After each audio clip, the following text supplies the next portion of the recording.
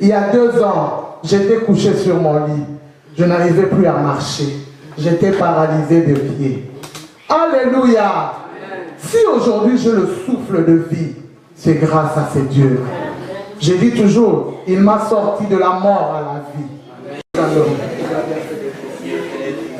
Étienne, tu as bien fait d'être ici.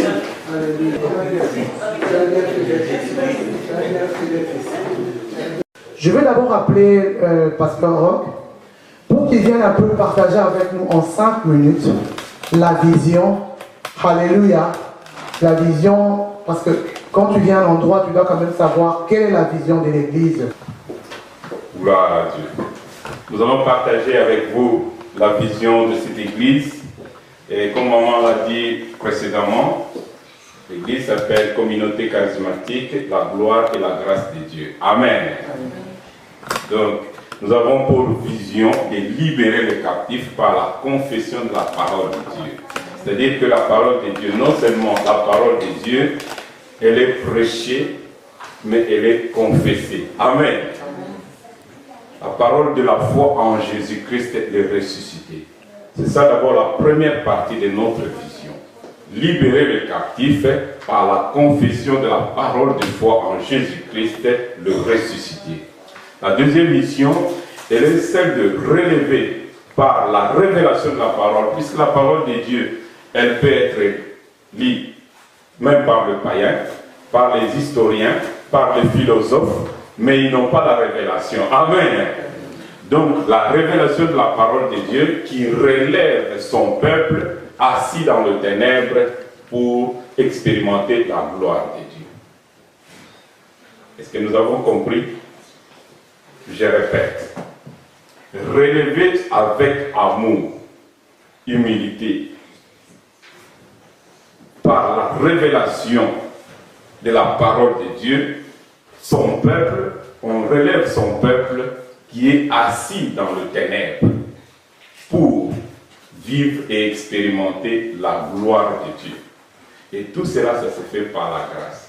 Tout est grâce par la grâce. Amen. Je pense que le long de mon message d'aujourd'hui, je vais un peu partager une partie de la vision. Comme ça, ce soit beaucoup plus explicite. Nous sommes là pour partager avec vous la parole de Dieu qui nous pousse à sortir du ténèbre, à sortir de la situation difficile pour expérimenter un peu la gloire de Dieu. Mais tout cela se fait par la parole de Dieu et par la révélation de la parole de Dieu. Puisque la lettre est tue, mais c'est la révélation de la parole de Dieu qui donne vraiment la gloire. Amen. Amen. Que Dieu vous bénisse. Amen. Vraiment, par la foi. Mais Dieu nous a donné nos mains, il nous a donné notre bouche. Il y a une chanson qui dit, s'il me manque les mains, je les doigts, je ne connais pas très bien. Donc ça veut dire que s'il n'y a pas des instruments, nous avons nos mains, nous avons nos pieds, nous avons notre voix pour pouvoir louer le Seigneur. Et ce qui est encore plus agréable, c'est notre cœur. Alléluia. C'est notre cœur. C'est notre cœur qui doit louer le Seigneur. Pas seulement nos mains, nos pieds et nos voix. Alléluia. Amen. Regardez-moi, sans vous. Mon papa est fidèle. Il ne m'a...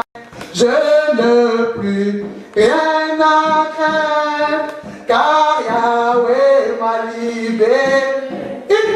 Ton papa t'a libéré, toi tu chantes comme ça. Ton papa est fidèle. Tu danses pas. Non. Chante avec conviction. Réalise les paroles que tu es en train de dire. Si ton papa est fidèle, moi je danse. Si ton papa est fidèle, sors même du banc. Viens même ici devant, il y a de la place. Amen. Amen. Loue le Seigneur. Je dis toujours, quand tu loues le Seigneur, loue-le comme c'est la dernière occasion qu'on te donne pour le louer. Amen. Comme si demain tu ne le feras pas. À midi tu ne le feras pas. Amen. C'est la dernière occasion. Donc je le loue et mon Seigneur doit être content. Quand on prie souvent et qu'on chante, mon fils dit toujours, Jésus est content. Mon papa est fidèle.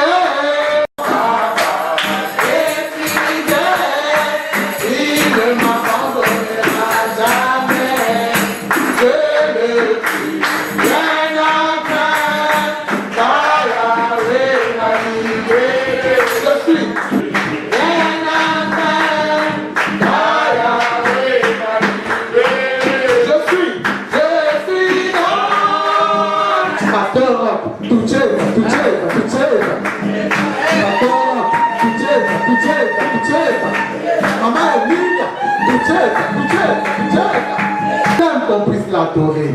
Il aime qu'on puisse l'élever. Tu sais, moi j'ai appris le secret de la louange. Alléluia. J'ai appris le secret de la louange. Quand tout va mal, loue le Seigneur. Alléluia. Quand tout va bien, loue le Seigneur. Mais quand tout va mal aussi, loue le Seigneur. Quand tu es malade, loue seulement le Seigneur. Si la guérison ne vient pas, à ce que Dieu n'est pas Dieu. Amen. Hein? Si tu es malade, lève-toi seulement, tu es sur ton canapé là, tu n'arrives pas à te lever. Comment seulement à louer le Seigneur?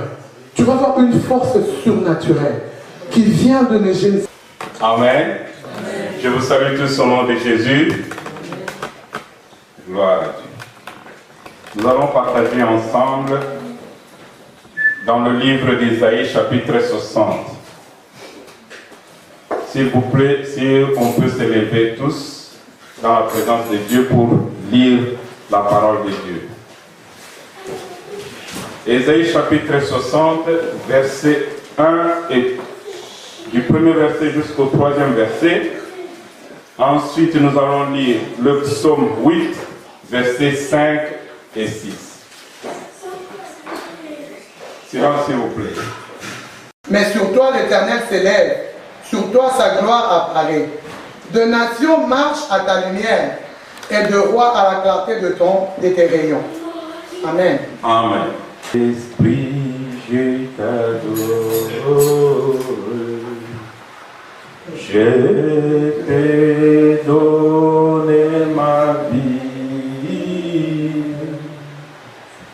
Je t'aime.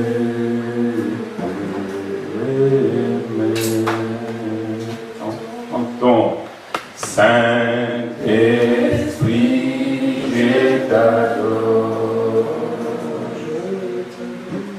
Je t'ai donné ma vie. Je ne peux pas dire à quelqu'un qui est debout de se lever, n'est-ce pas? Logiquement, on ne peut dire qu'à celui qui est assis de se lever. Amen. On ne peut dire qu'à celui qui est couché de se lever. On ne peut dire qu'à celui qui est tombé de se lever. Alléluia. Lève-toi et sois éclairé. Et si Dieu nous dit que nous puissions être éclairés, nous devons nous lever pour être éclairés. C'est-à-dire que là où nous sommes assis, là où nous sommes tombés, il n'y a pas d'éclairage. Amen, logiquement. On ne peut pas dire à quelqu'un qu'il se lève pour qu'il soit éclairé s'il n'est pas dans le ténèbre. Nan Mokonzi. Nous devons vraiment apprendre à bien comprendre les Écritures. Il n'y a que celui qui est dans le ténèbre à qui on peut dire sois éclairé. Parfois tu peux être ici avec moi, mais tu n'es pas encore éclairé. Ou alors tu es éclairé, mais tu dois encore briller et éclairer davantage. Amen. Alors pour bien comprendre ce message, nous allons parcourir 3 points essentiels. Toujours pour expliquer comment est-ce qu'une personne peut s'élever pour vraiment expérimenter la gloire de Dieu. Le premier point que nous allons parcourir, quelqu'un à qui on dit de s'élever, c'est une personne qui est assise ou qui est tombée. Tu es assise sur quoi? Une personne qui est assise sur une chaise, par exemple, on va lui demander de s'élever. Et il est assise. La première partie, c'est celui qui est assis dans le péché. Et quand quelqu'un est assis dans le péché, dans la vie du péché, il est assis à côté de qui? Il est où? Parmi qui? Amen. Mais si tu es assis dans le péché, tu ne peux pas voir la gloire de Dieu. Je dois être sincère avec vous. Quand on vit une vie de péché, on ne peut pas voir la gloire de Dieu. Et quand on vit une vie de péché, on va expérimenter le ténèbre. Puisque le prince du ténèbre, c'est lui. qui pousse les gens à rester dans la vie du péché. Alléluia. Mais Dieu te veut du bien. Lève-toi. Si tu es encore assis dans la vie du péché, mon frère, ma soeur, si tu es encore assis dans la magouille, dans le vol, dans la cigarette, dans l'alcool, dans les calomnies, tu dois t'élever. Puisque là où tu es assis, il y a le ténèbre. Avec qui tu es assis, tu as toujours le ténèbre. Il y a d'autres personnes qui ne vivent pas dans le péché, mais qui sont assis avec le pécheur. Alléluia. Quand on est à côté d'un pécheur, on va tout faire pour le sortir de la vie du péché. Mais si on est assis à côté d'un pécheur, être complice de tous ces péchés, mon frère, ma soeur, vous allez tous vivre dans le ténèbre. Mais moi, le souhait de Dieu est celui que toi et moi, nous puissions quitter le ténèbre pour expérimenter la gloire de Dieu. Amen. Puisque dans Psaume 1, on nous dit, oh, heureux celui qui ne marche pas parmi, qui ne s'assied pas parmi les pécheurs. Amen. Tu ne dois pas rester à côté des pécheurs. Si tu t'approches d'un pécheur, c'est avec une mission de l'aider à quitter une ancienne vie pour qu'il retrouve une nouvelle vie en Jésus-Christ. Si nous avons dans la famille, mais pour Dieu est venu pour le pécheur. Je ne te condamne pas ce matin, puisque moi aussi j'étais pécheur comme toi, Dieu ne m'a pas condamné. Les aînés en Christ ne m'ont pas condamné. Alléluia. Mais je veux que tu puisses faire un pas. Oh, Dieu nous dit dans le livre, dans Proverbe 28, celui qui avoue ses péchés, celui qui avoue les péchés et qui les délaisse, il obtient miséricorde. Alléluia. Nous connaissons tous l'histoire de l'enfant prodigue dans Luc 15. Cet enfant avait pris quelque chose, beaucoup de biens de ses parents. Il est allé se prostituer. Il est allé vivre une vie de légèreté. Il a tout gaspillé. Mais quand le ténèbre l'a englouti, il est rentré en lui-même. Amen. Il est rentré en lui-même. Il a dit non, non, non, non. Le ténèbre risque de me tuer. Puisque quand Satan te met dans le ténèbre, dans l'obscurité, il va avec toi doucement, doucement, jusque dans la tombe. C'est ça la mission de Satan. Satan n'a pas une autre mission que de tuer. Il ne peut pas faire du bien. Il ne peut pas faire du bien. Et lui-même, ce n'est pas un homme de bien. Donc il ne faut pas l'aimer. Alléluia. Et Satan a vraiment englouti jusqu'à ce qu'il est devenu comme vraiment un esclave. Amen. Mais Dieu lui a fait grâce. Il est rentré en lui-même. Il a dit non, j'irai vers mon Père. Je vais retourner chez mon Père. Merci. Je vais retourner chez mon Père. Puisque chez mon Père, il y a la bénédiction. Chez mon Père, il y a la vie. Chez mon Père, il y a la richesse. La Bible dit, étant en rentré à lui-même, il s'est repenti. Ce matin, même si tu as commis autant de péchés, Dieu ne te condamne pas. Alléluia. Jésus est venu pour ça. Mais il fait miséricorde à celui qui avoue et délaisse. Si tu retournes vers Jésus, Jésus te recevra encore et tu vas voir la gloire de Dieu. C'est qu'en fait, quand il est retourné chez son Père, il était béni plus que celui qui était à la maison. Amen. Donc la gloire de Dieu que Dieu va te donner si tu te répands, elle sera beaucoup plus grande que les gens qui sont venus en Christ bien avant. Le deuxième point que nous allons partager avec vous, ce n'est pas quelqu'un qui vit dans le péché. Le premier point, nous allons parler de quelqu'un qui est assis dans le péché. Mais le deuxième point, c'est quelqu'un qui est assis sur son lit. J'espère que nous tous ici, nous avons un lit. Au moins un. N'est-ce pas? Chacun d'entre nous a un lit. Et quelqu'un qui est assis sur son lit, si quelqu'un est assis sur son lit, il finit par faire quoi? Il finit par dormir, hein?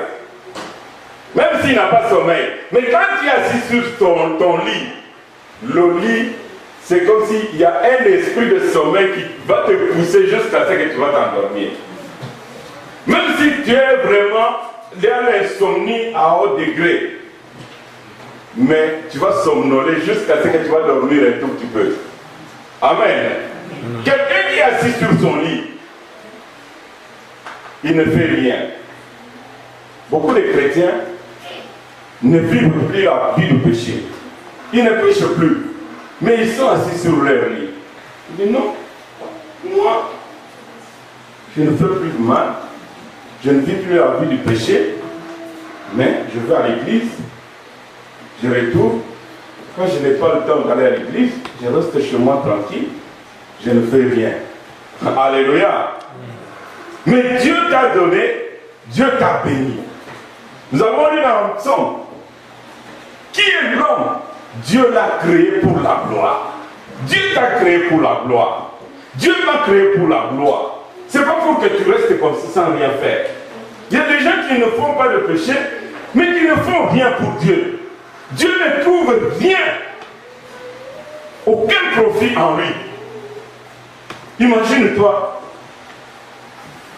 Maman Charlotte, tu as beaucoup d'enfants, mais tu as un enfant, il a grandi, il était bébé, il est grandi, après il ne fait rien. Il ne va pas à l'école, il ne va pas au travail, il ne fait pas la vaisselle, il ne nettoie pas, il ne t'aide dans rien. Est-ce que tu serais vraiment content de cet enfant-là? Il ne fait rien. Même si tu dis, donne-moi de l'eau à boire. Non. Il te dit non. Je pense qu'aucun parent ne peut accepter avoir un enfant pareil. Amen. Est-ce que vous serez vraiment content d'avoir un enfant comme ça?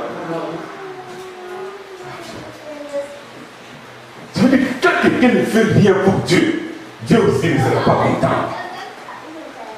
Nani Mokonzi, tu dois faire quelque chose pour Dieu. Tu ne vis pas dans le péché, c'est une bonne chose. Mais ne rien faire, c'est pire qu'un péché. Ne rien faire pour Dieu. Donc Dieu n'a aucun souvenir de toi. Il n'y avait même pas le temple. Dans le temple, on a pris les fétiches, on a pris le statut, on a pris le dieu de Baal, on a installé dans les églises de Dieu. Mais quand lui il est devenu roi, il dit non, David n'a pas eu ces choses ici comme Dieu. La première chose qu'il a fait, il a appelé les gens, il a dit, débarrassez-moi d'abord de toutes ces statuettes qui sont dans les temples de Dieu. Amen. Alléluia. Débarrassez-moi de tout. Alors on a commencé à se débarrasser de toutes les statuettes, tous les fétiches. Il les a brûlés. Il a dit, ici, c'est Dieu l'Éternel des armées qui sera reconnu comme Dieu. Il a rétabli le temple. Il a sanctifié le temple. Il a ramené les gens vers l'église. Mais le jour où il était tombé malade, il a rappelé ça à Dieu. Alléluia. Le jour où il est tombé malade, il a dit non, non, non, non, non, non, non. Papa, souviens-toi de ce que j'ai fait pour toi. Souviens-toi de ce que j'ai fait. Quand tout le monde n'adorait plus Dieu, mais moi, j'ai poussé les gens à revenir dans ta maison. Nous avons levé le nom de Dieu. Nous avons brûlé les fétiches.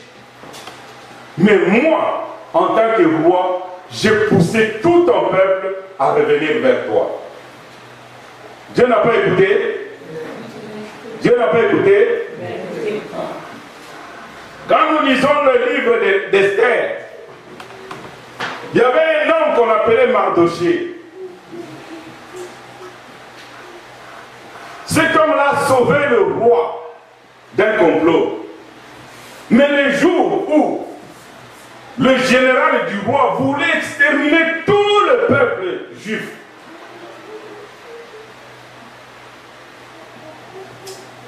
le roi n'a pas eu sommeil ces jours-là. Alléluia. Le roi n'a pas eu sommeil. Non. Attendez-moi d'abord. Cette femme ici ne fait rien. On vient prendre tes enfants, toi tu es là, tu regardes. On vient prendre tes enfants, même verbalement. Ta grand-mère qui arrive, elle dit, oh, cet enfant ici sera beau que moi je sois riche. Donc je dois me lever, je refuse la pauvreté et j'appelle les richesses et les richesses viendront. Amen. Levez-nous dans la présence de Dieu. Seigneur, nous te rendons grâce pour ta parole. Moi, je fais mon travail. Saint-Esprit, fais le tien.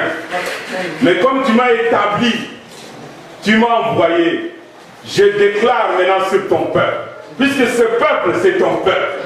Là où il y avait les ténèbres, que ta lumière puisse briller. Et je chasse les ténèbres de leur vie au nom de Jésus.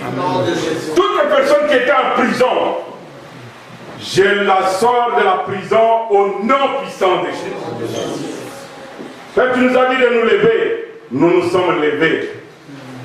Tu nous as dit que nous serons éclairés. Que ta lumière éclaire la vie de chacun d'entre nous au nom de Jésus. Que nous puissions expérimenter la gloire de Dieu. Nous voulons vivre la gloire de Dieu. Que nos enfants puissent exceller. Qu'ils puissent terminer leurs études. Qu'ils puissent travailler. Et se marier à des hommes et des femmes responsables. Amen. Afin que la gloire de Dieu soit témoignée partout au nom de Jésus. Je déclare que toutes les portes qui étaient fermées soient grandement ouvertes. Amen. Le Dieu Tout-Puissant, le Dieu qui se souvient toujours de nos bienfaits, qu'il se souvienne de son peuple. Au nom de Jésus. Amen. L'œuvre de Dieu, ce n'est pas une blague. Alléluia. Nous ne sommes pas ici pour faire des aventures. Non. Nous n'avons pas le droit de faire des erreurs d'autres ou des erreurs passées. Le Seigneur nous appelle à un grand travail et nous avons besoin de vos prières. Alléluia. Vraiment, je vous demande de prier pour nous, de prier pour notre famille, de prier pour ce ministère naissant. Nous croyons en grandes choses. Alléluia. Nous croyons que le Seigneur va faire de grandes choses au travers de ces ministères et au travers de vous qui êtes ici présents ce matin. Mais nous avons besoin de votre soutien. Nous avons besoin de votre prière. Je vais vous demander, dites une parole de Dieu, dites une parole pour nous et priez pour nous ce matin. Amen. Alléluia. Nous allons demander au pasteur Maria de venir clôturer ce moment. Alléluia. Leur retour dans leur maison. Seigneur, que cette semaine puisse être bénie. Que ta présence demeure dans leur vie, dans leur maison. Seigneur, comme ton serviteur, tu vas accomplir en ces lieux. Oui, le bonheur et la grâce m'accompagneront tous les jours de ma vie. Et je habiterai dans la maison de l'Éternel jusqu'à la fin des jours. Amen. Amen.